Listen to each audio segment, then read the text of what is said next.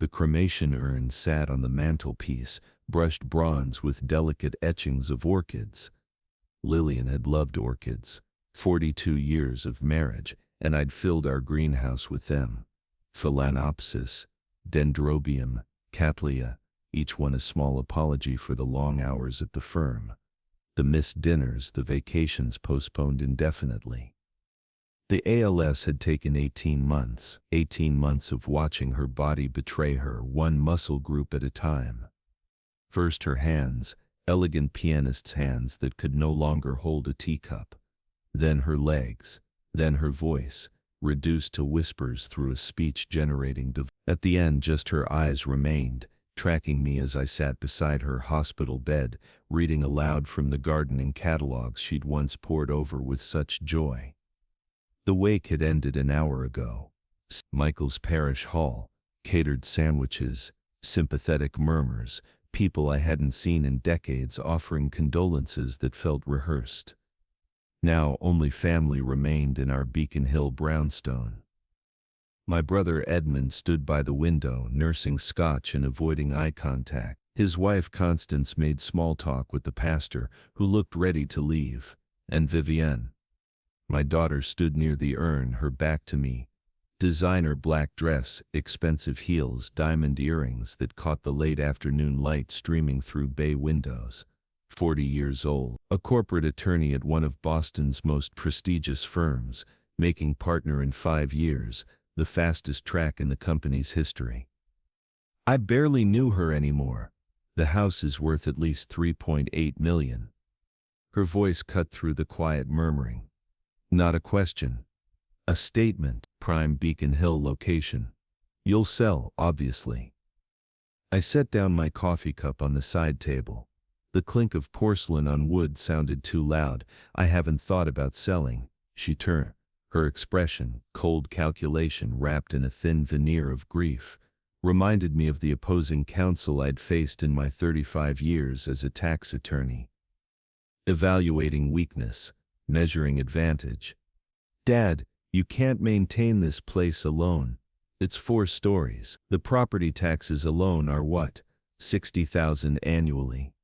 Be realistic. Edmund shifted uncomfortably. Viv, maybe this isn't the time. When is the time? She pivoted toward him. When he's fallen down the stairs. When the pipes burst in winter because he forgot to maintain them. I'm being practical. I stood slowly. 64 years old, still fit from morning swims at the Boston Athletic Club, but suddenly feeling every one of those years. Your mother's ashes aren't cold, Vivienne. That's exactly my point. You're emotional.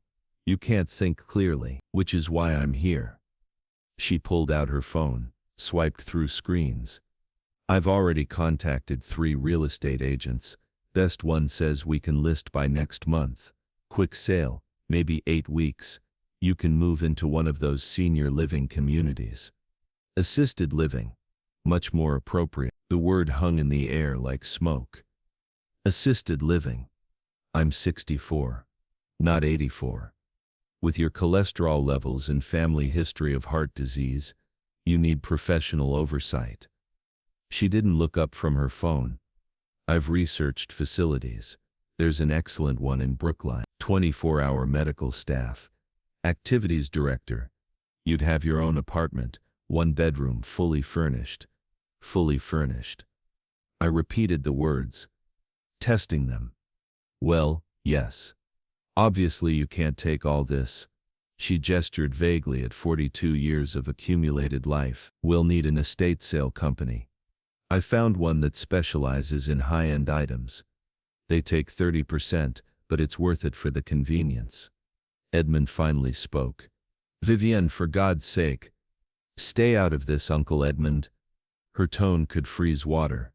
This is between Dad and me, and since he clearly can't make rational decisions right now, I can make my own decisions. Can you? She looked directly at me for the first time since this conversation started. Because from where I'm standing, you're alone in a house too big for one person. Grieving, vulnerable, perfect target for scammers, predatory lending. Who knows what else? Someone needs to protect your assets.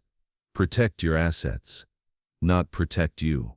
The distinction was surgical in its precision. And you've appointed yourself to that role. Who else? I'm your only child. I'm an attorney. I understand estate planning, tax implications, asset protection. I'm a tax attorney, Vivienne. I've been one since before you were born. She smiled. Condescending. We're past tense. You're retired. You haven't practiced in 3 years. Tax law has changed significantly. Do you even know the current stepped-up basis rules? The estate tax exemption limits. I did. I'd kept current. But she'd already made up her mind that I was incompetent. Constance appeared with her coat. We should go. Give Gideon some space. She looked at me apologetically. I'm so sorry for your loss. Lillian was a remarkable woman. Edmund followed her toward the door, relief evident in his hasty exit. The pastor made his excuses and departed. Silence settled over the room. Just Vivienne and me. The urn between us. I need you to sign some papers. She pulled a folder from her designer handbag. Power of attorney, medical directives. Authorization for me to make financial decisions on your behalf. Just temporary, until you're thinking more clearly. I didn't touch the folder. No, Dad, no. Firmer this time. Her jaw tightened. You're not thinking straight. The grief is clouding your judgment. In 6 months you'll thank me for this. In 6 months I'll be living in my own home, making my own decisions. This is ridiculous. She dropped the folder on the coffee table. Papers fanned across the surface. You can't even take care of the orchids properly. Mom's greenhouse looks like a disaster. That landed like a fist to the sternum. The orchids. I'd been trying. Following Lillian's meticulous notes, her watering schedules, her feeding protocols. But plants had withered anyway, spite of my best efforts. Proof of my inadequacy. Vivienne saw the hit land, pressed the advantage. You can't maintain this house. Can't care for plants. Can't cook a decent meal. What makes you think you can manage alone? Your mother thought I could. Mom was sick. Dying. She wasn't thinking clearly either. Vivienne gathered her handbag. I'll give you a week to process this. Then we're listing the house. With or without your cooperation.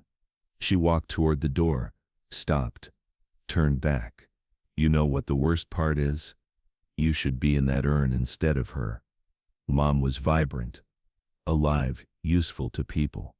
You're just existing, taking up space, waiting to die while wasting resources that could actually do some good. The words hit like bullets, precise, calculated, designed for maximum damage. I stood perfectly still, felt my heart rate slow. Not spite, something inside me that had been bending for months, years, maybe. Snapped cleanly. Get out. Excuse me? Get out. Of my house. Her eyes widened. In 40 years I'd never raised my voice to her. Never been anything but accommodating, understanding, patient, the perfect father figure. Endlessly available despite demanding career. You're being emotional. I'm being clear. Leave. Now. She stared at me for 5 long seconds, calculating. Then her expression hardened into something ugly.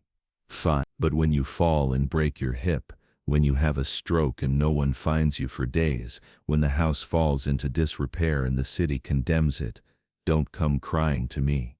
You made your choice. The door slammed. I heard her heels clicking down the front steps, fading into the street noise of Beacon Hill at dusk. Silence returned. Profound. Complete. I looked at the urn. Lillian's ashes.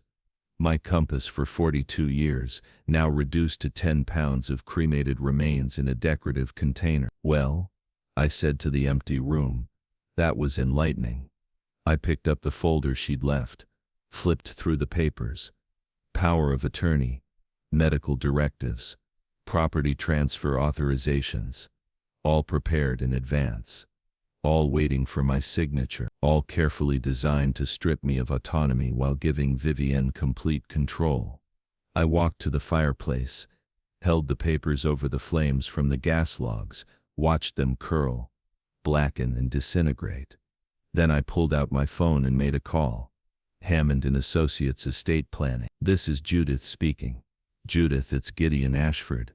I need Marcus Hammond as soon as possible. Tomorrow morning if he has availability. Oh, Mr. Ashford. I'm so sorry about Mrs. Ashford. We were devastated to hear. Thank you. Tomorrow morning. Keys clicking. He has a 9 a.m. cancellation. Would that work? Perfect. See you then. I hung up, looked at the urn again. I hope you're watching, Lil, because I'm about to do something our daughter will never expect. I smiled for the first time in weeks.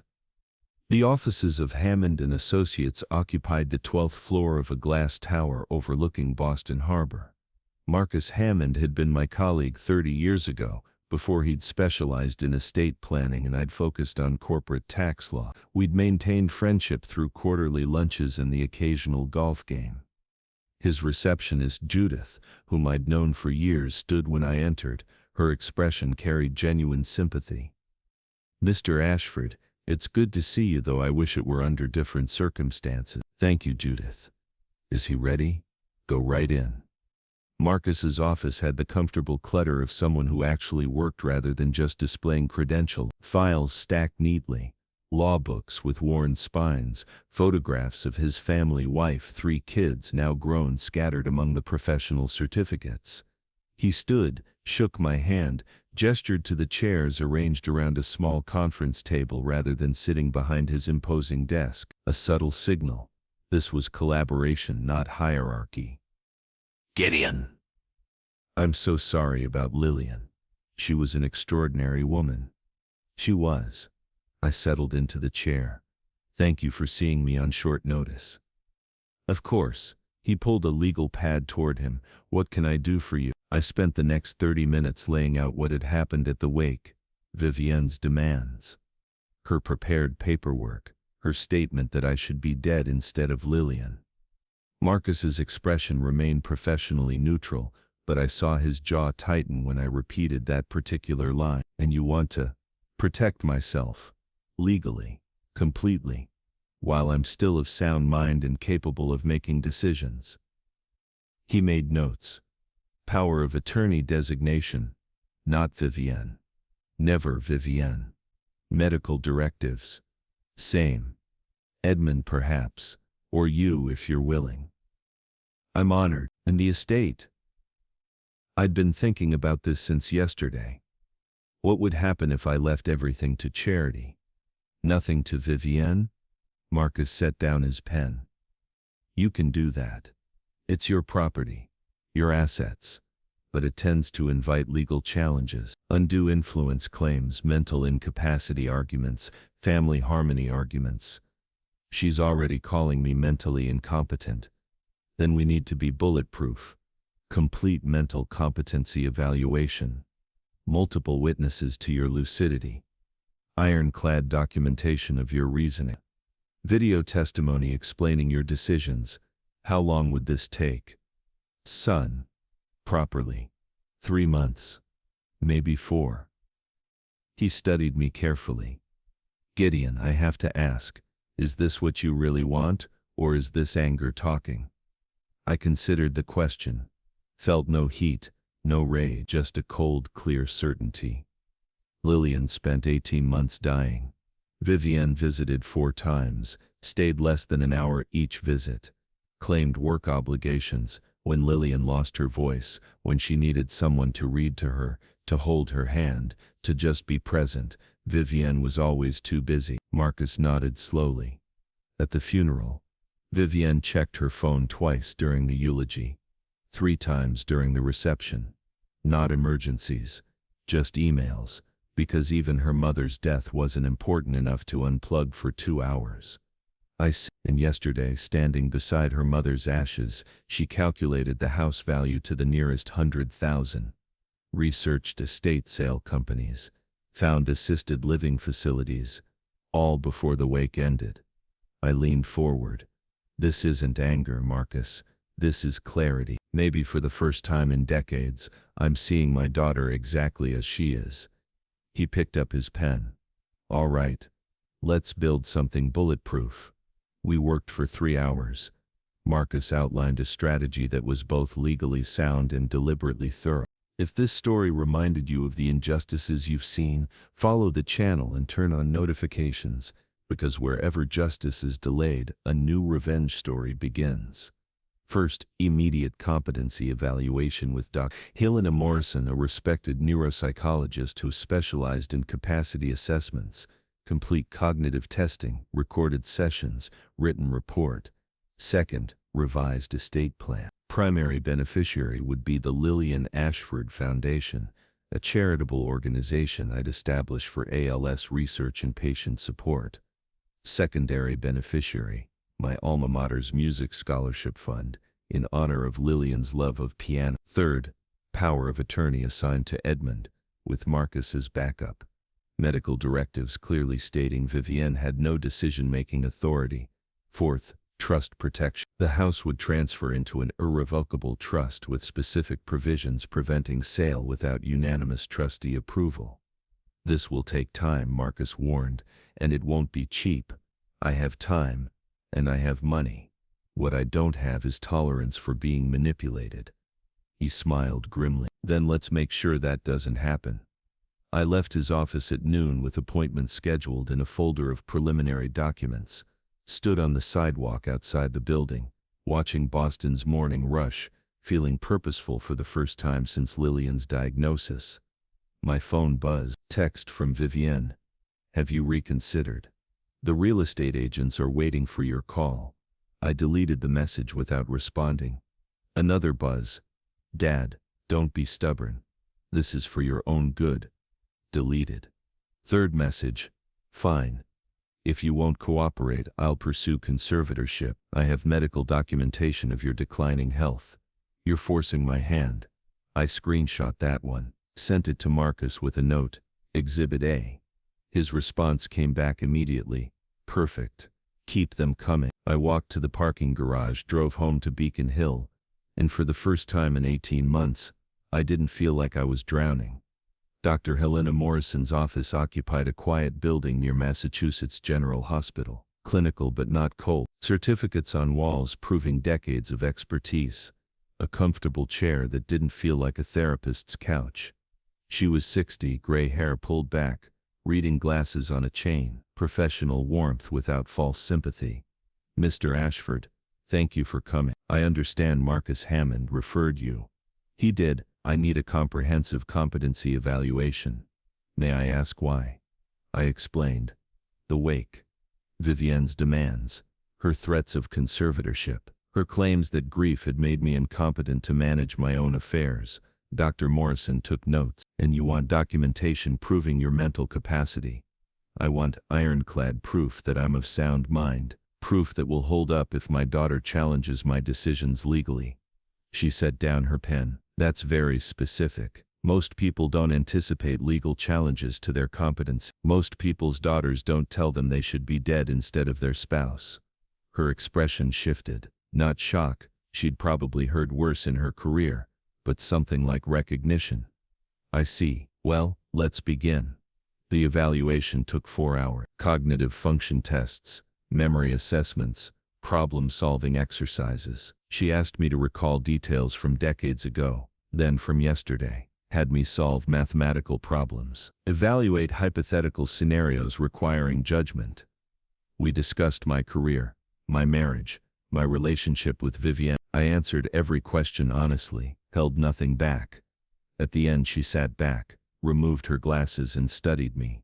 Mr. Ashford, your cognitive function is excellent, top percentile for your age group. Your memory is sharp, your reasoning clear, your judgment sound. There is zero evidence of diminished capacity, dementia or any condition that would impair your decision-making ability. Relief flooded through me. You'll document that? Extensively. I'll prepare a written report, including test scores, observations and my professional assessment. I'll also record a video deposition if you'd like additional protection. Yes, please. She scheduled follow-up appointments. I recommend reassessment every 6 months. Creates a timeline showing continued competency. Makes it much harder for anyone to claim sudden decline. I shook her hand. Thank you. One more thing.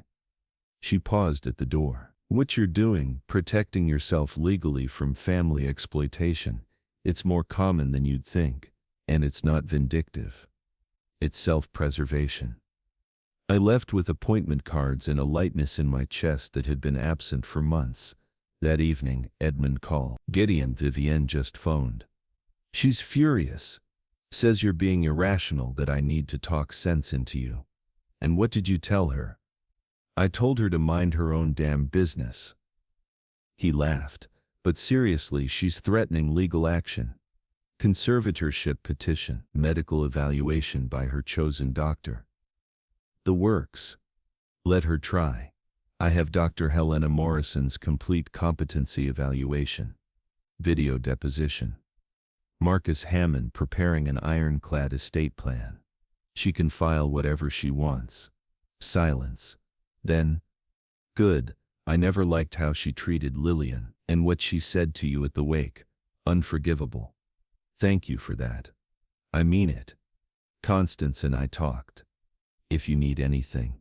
Witnesses, character references, just someone to check in. We're here. What would you do at this point?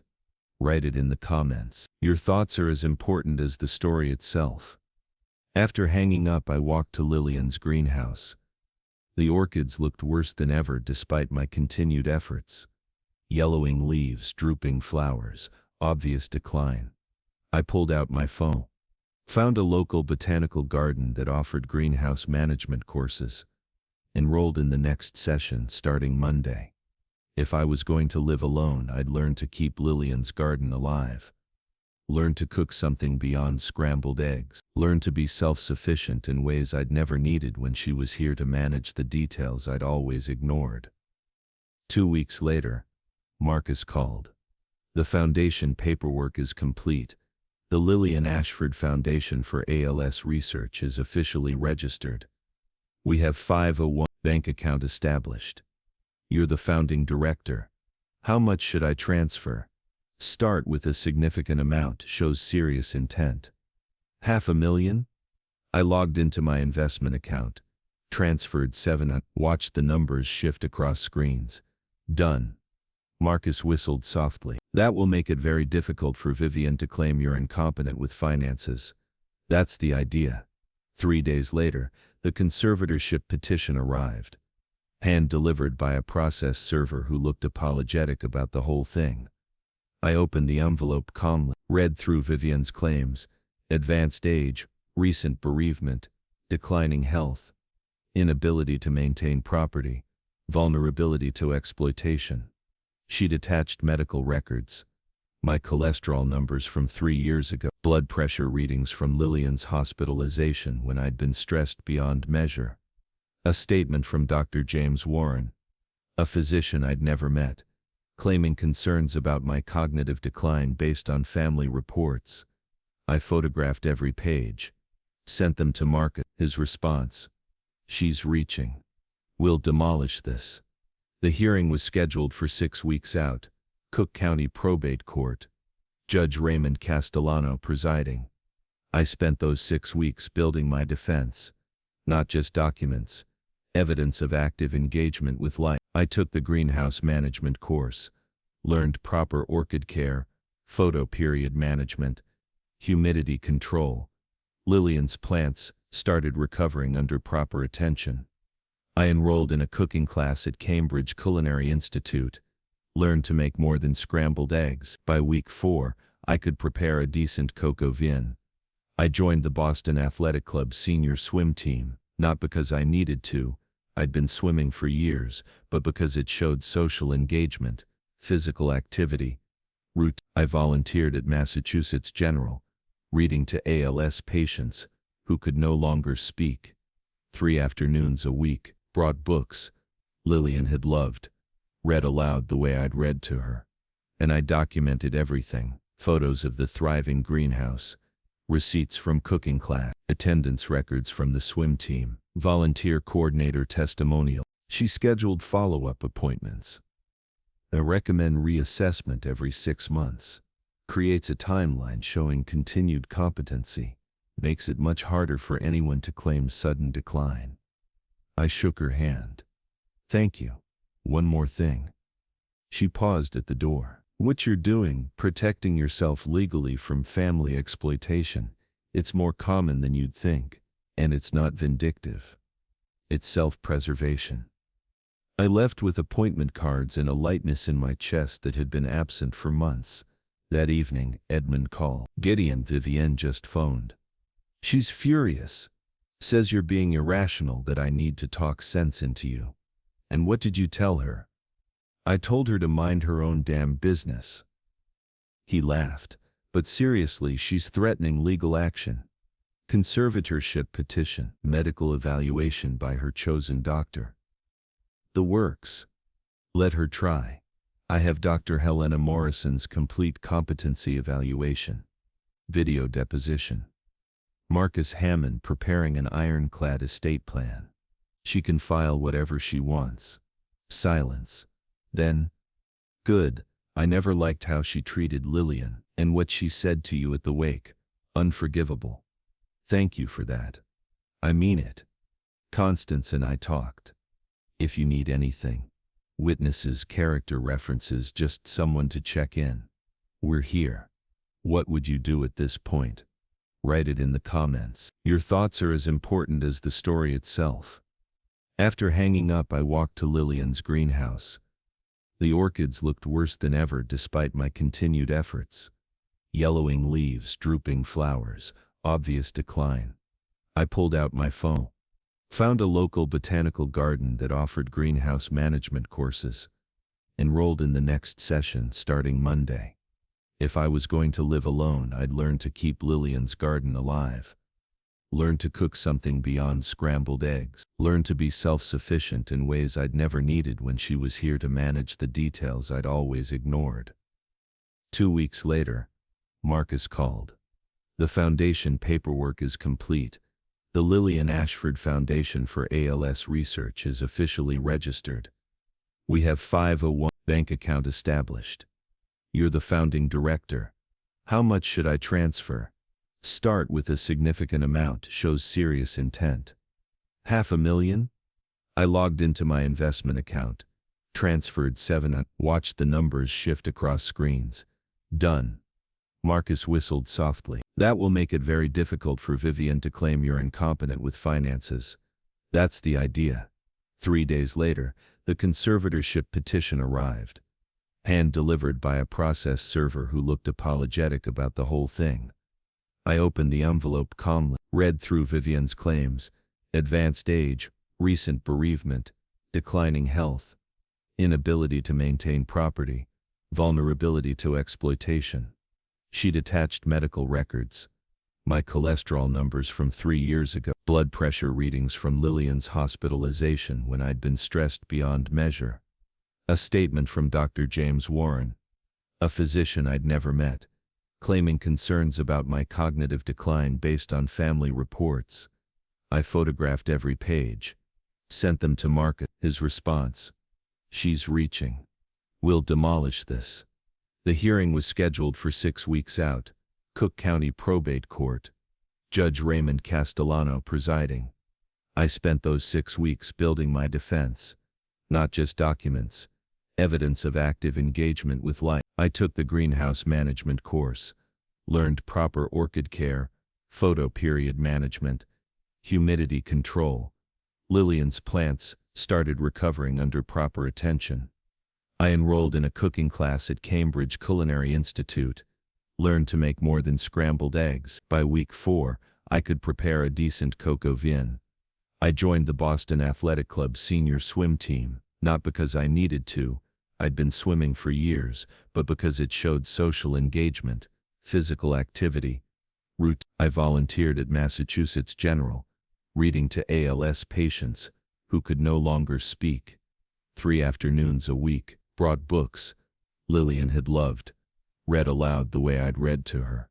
And I documented everything: photos of the thriving greenhouse, receipts from cooking class, attendance records from the swim team, volunteer coordinator testimonial. Subscribe and stay tuned so you don't miss any true revenge stories. Sometimes, even silence is the strongest form of revenge. Then the evidence of active life engagement, the cooking classes, the greenhouse management, the swim team, the volunteer work, the foundation establishment and grant awards. Your Honor, this is not a man in decline. This is a man rebuilding his life after profound loss, and doing so with remarkable competence and purpose. He presented financial records.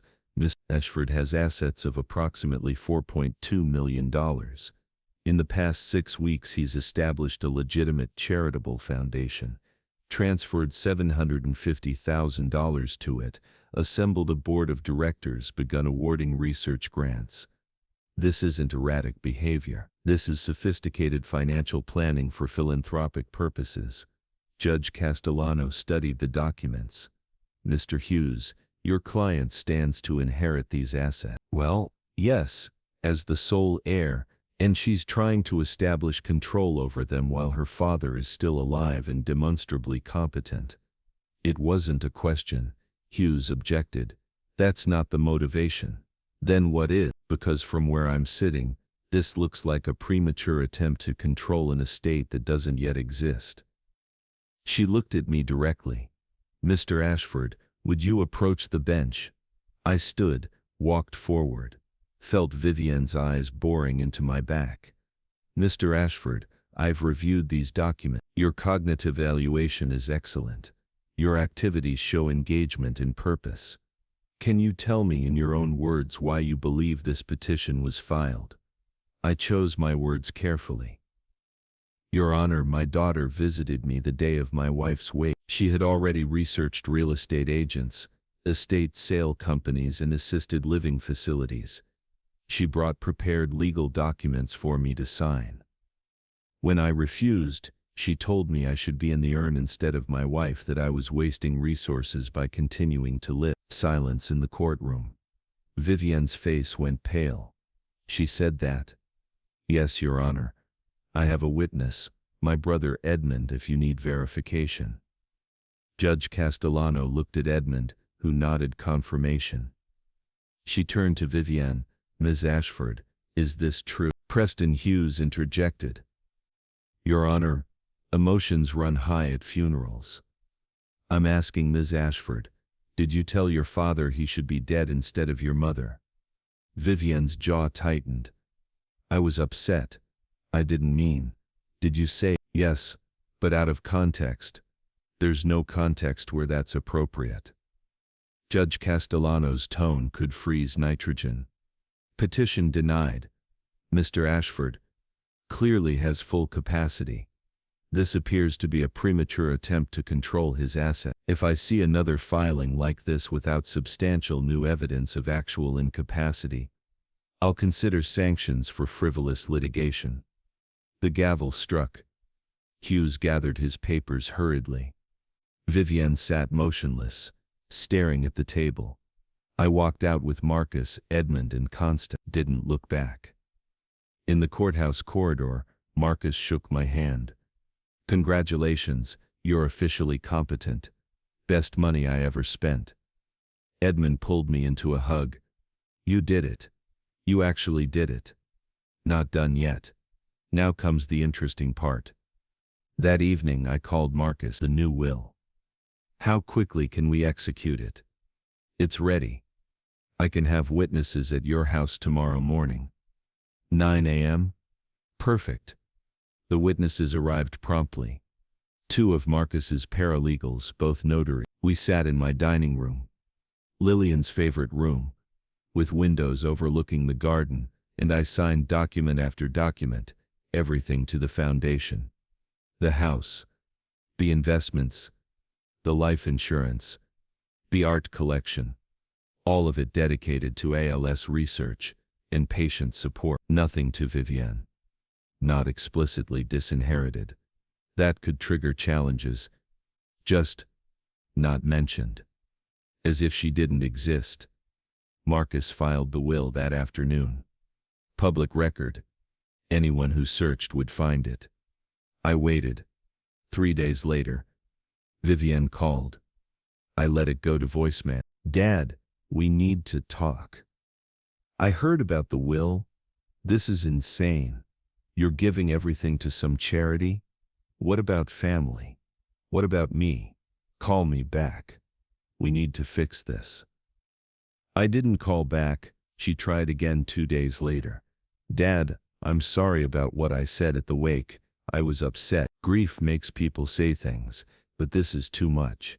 You're punishing me for having an emotional moment. Can we please talk? Still didn't call back. The emails started.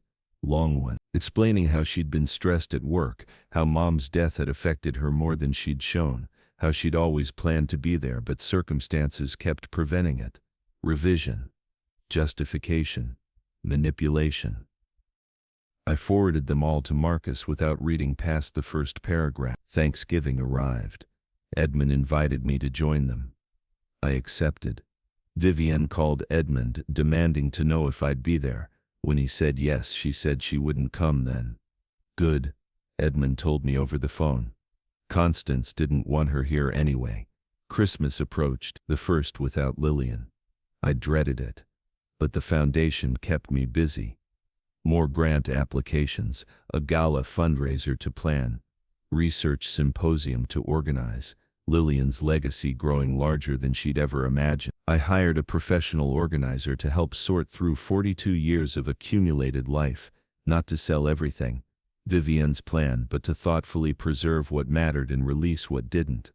Lillian's clothes went to a women's shelter. Her jewelry pieces she'd cherished to her sister's daughters, who'd actually visited during the illness.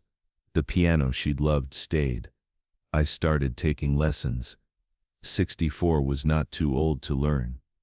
The orchids thrived under proper care. I added new variety, transformed Lillian's greenhouse into a small showpiece, gave tours to the botanical gardens members, donated blooms to hospital patients. Forward motion. Purpose. Life rebuilt on my own terms. On New Year's Eve, alone in the house but not lonely, I stood in front of Lillian's urn. 1 year ago you were still here, barely speaking, but here. I touched the bronze surface gently. I think you'd be proud of what I've done. The foundation's already funded 3 research projects. We're making a difference. The house settled around me. 4 stories of memories, but no longer haunted by them. My phone buzzed. Text from Vivienne. Happy New Year, Dad. Can we start fresh? I miss you. I looked at it for a long moment. Felt nothing, no anger, no sadness, no guilt. I blocked her number. Then I poured a glass of good scotch, raised it to Lillian's photograph on the mantel, and toasted the year ahead. To second chances. To doing something she never expected, to living well. The scotch was smooth, expensive, exactly what Lillian would have chosen. Outside, fireworks started. Boston celebrating, oblivious to small battles won in probate courts and dining rooms. I didn't celebrate, just sat in comfortable silence, planning the foundation's next grant cycle.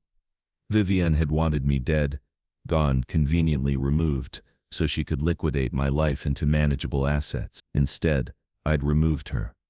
Legally. Completely, without malice, without regret, just the cold, clear satisfaction of justice properly served. Epilogue. 5 years later, the Lillian Ashford Foundation had funded 12 major research projects. 2 showed promising results. 1 was heading to clinical trials. I attended every research conference, every patient support group, every fundraising gala, became known in the ALS community. Not as a victim or a mourner, but as an advocate who made things happen. The Boston Globe ran a feature, From Grief to Action, How One Widower Built a Legacy. I framed it, hung it in my study next to Lillian's photograph. Vivienne had tried contacting me 3 more times over the years, each attempt more desperate than the last. I ignored them all. Edmund reported that she'd married some hedge fund manager. Divorced 2 years later. Changed firms twice, seemed perpetually dissatisfied. I felt no satisfaction in her struggles, just indifference. The house remained mine. I'd renovated the third floor into a foundation office. Professional, efficient, grant applications processed here right where Lillian and I had built our life. The greenhouse hosted monthly open houses. People came to see the orchids, stayed for tea, left donations to the foundation. Community built around beauty and purpose. I never remarried. Some voids aren't meant to be filled, just honored. But I wasn't alone. The foundation staff, the research partners, the patients I read to every week, the swim team seniors who'd become friends. Edmund and Constance, still checking in regularly. Family wasn't blood, family was choice, and I'd chosen carefully. On the 6th anniversary of Lillian's death, I stood in the greenhouse at sunset. The orchids were spectacular, blooms in white, purple, gold, a living memorial to a woman who'd loved beauty and grace. My phone buzzed, unknown number. I almost ignored it, then answered, "Dad." Vivienne, older sounding, tired. "Yes, I wanted to say I'm sorry for everything. What I said at the wake, how I treated Mom, how I treated you." I said nothing, waited. "I know you don't owe me forgiveness. I know I destroyed whatever we had. I just needed you to know that I understand what I did, and I'm sorry." Silence stretched. "Okay," I said finally. "Thank you for saying that. Is there any chance we could talk? Just coffee? I'm not asking for money or anything. Just, I'd like to know my father before it's too late." I looked at Lillian's urn, still on the mantel after 6 years. Somehow I couldn't bring myself to scatter the ashes. "I'll think about it. That's more than I deserve, thank you." She hung up. I stood in the greenhouse until full dark, surrounded by blooms and possibility. Maybe I'd meet her for coffee, maybe not. Either way, I'd built something good from grief, something lasting from loss. Vivienne had told me I should be rotting instead of Lillian. Instead, I'd bloomed, and that was revenge enough. If you enjoyed this story, please like this video, subscribe to the channel, and share your thoughts in the comments. Click the box on the left to hear the next story. Thank you for watching.